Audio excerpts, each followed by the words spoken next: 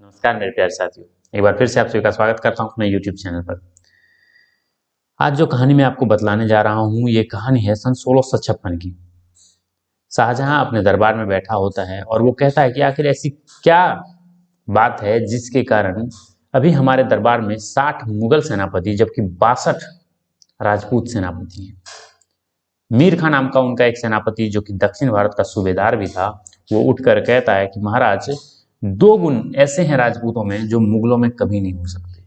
वो कहता है ऐसे कौन से गुण हैं जो मुगलों में नहीं हो सकते। तो मीर खां कहता है कि महाराज, शीश कटने के बाद धड़ का युद्ध करना, और जब वीर योद्धा युद्ध भूमि में वीर गति पाते हैं तो उसके बाद उनकी वीरांगना पत्नियों का सती हो जाना। शाहजहां कहता है कि ये सब तो सुनी सुनाई बातें हैं, ऐसी सच्ची घटनाओं में नहीं होते। तो इसके बाद मीर खां कहता है कि अभी आपको राजपूती शान का परिचय नहीं हुआ है, ये सब सच्ची घटनाएं हैं। शाहजहां गुस्से में आ जाता है और वो कहता है कि यदि 6 महीने के अंदर तुम अपने बात की पुष्टि नहीं कर पाते हो तो तुम्हें सजाए मौत दिया जाएगा। मीर खां परेशान होकर मारवाड़ पहुंचता है। मारवाड़ में जहां जोधपुर के राजा गज सिंह के किले पर वो पहुंचता है और वो कहता है कि महाराज, मेरे सामने ऐसे ऐसी चुनौतियां आई हुई हैं। गज सिंह कहते हैं कि यदि ऐसा शाहजहां का फरमान है कि वो राजपूती शान को देखना चाहता है तो अब ये चुनौती मीर खां की नहीं बल्कि हम राजपूतों की है। उसके बाद वो अपने सूबे के सभी लोगों को बुलाते हैं और इस बात को कहते हैं कि अब बात है राजपूतों को अपने शान दिखलाने की। एक चुनौती आगरा के किले से आई है कि यदि राजपूती धड़ों में ताकत है कि वो बिना सिर के लड़ पाए तो उसे शाहजहां देखना चाहता है। इतना कहना था कि एक 18 वर्षीय युवक तैयार हो जाता है कि महाराज, यदि ऐसा है तो सबसे पहले अपने प्राणों की बलि मैं दूंगा। उनका नाम था तोगाजी राठौर। जब गज सिंह राठौर जी पूछते हैं कि आखिर इसके पीछे की वजह क्या है कि तुम अपने प्राणों की बलि देना चाहते हो, वो कहते हैं कि अन्य कोई भी अगर इसमें शामिल होता है तो वो अपने पीछे अपना परिवार छोड़कर जाएगा, लेकिन मेरी अभी तक शादी नहीं हुई है तो मैं निसंकोच अपने प्राणों का बलि दे सकता हूं। गज सिंह राठौर जी की चिंताएं फिर से एक बार बढ़ती हैं, क्योंकि अभी उन्हें सती होने के बाद की भी पुष्टि करनी थी।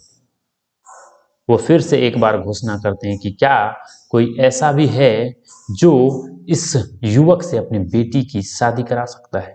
ऐसे में एक भाट सरदार उठता है और वो कहता है कि इस युवक से मैं अपनी बेटी की शादी कराने के लिए तैयार हूं। फिर एक अच्छा सा मुहूर्त देखकर दोनों की शादी करा दी जाती है और जब बोला जाता है कि यदि तुम अपने वंश को रखना चाहते हो तो तोगाजी, तुम जाकर अपनी पत्नी से मिल सकते हो।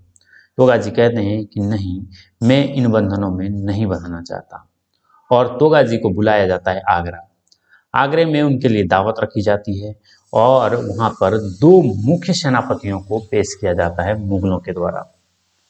दोनों सेनापति हथियारबंद थे, दोनों के पास तलवारें थीं। इधर तोगाजी खाने पर बैठते हैं तो कभी पहला सेनापति तो कभी दूसरा सेनापति अपने तलवारों को चमचमाता है। तोगाजी इस बात से थोड़े से मायूस होते हैं और अपने तलवार को उठाकर पहले सेनापति के सिर को धड़ से अलग कर देते हैं। दूसरा सेनापति जो था उसने अपने सिर से तोगाजी के शीश पर अपने तलवार से वार किया और तोगाजी के सिर को काट डाला। मुगलिया सैनिक लगभग 100 से ज्यादा संख्या में वहां पर मौजूद थे। खुद गज सिंह राठौर जी वहां पर इस दृश्य को देखने के लिए मौजूद थे और राजपूती तलवार बिना सिर के एक बार हवा में लहराने लगी। कहते हैं कि लगभग एक एक कर 50 से ज्यादा सैनिकों को वो काट चुके थे। शाहजहां परेशान था कि आखिर इस धड़ को कैसे रोका जाए। फिर वो गज सिंह राठौर जी से माफी मांगकर कहता है कि किसी तरह इस धड़ को शांत कराया जाए। एक ब्राह्मण के द्वारा हाथों में गंगा जल लेकर उसका छिड़काव कराया जाता है तोगाजी राठौर के धड़ पर, तब जाकर वो धड़ कहीं शांत होता है। और उधर वो वीरांगना इस धड़ तथा शीश को लेकर आग की लपटों को चुनौती देते हुए सती हो जाती है और अमर कर जाती है इस महान कहानी को। राजस्थान की रेतीली भूमि में न जाने ऐसे कितने ही वीर गाथाएं दबी हुई हैं। इतिहास के पन्नों में उन्हें जगह मिले न मिले, हम अपने इस चैनल पर आपको उनसे ज़रूर रूबरू कराएंगे। यदि वीडियो पसंद आई हो तो लाइक करें, शेयर करें और चैनल पर बने रहने के लिए चैनल को सब्सक्राइब करें। हम फिर मिलेंगे एक नई वीडियो के साथ, तब तक के लिए जय हिंद।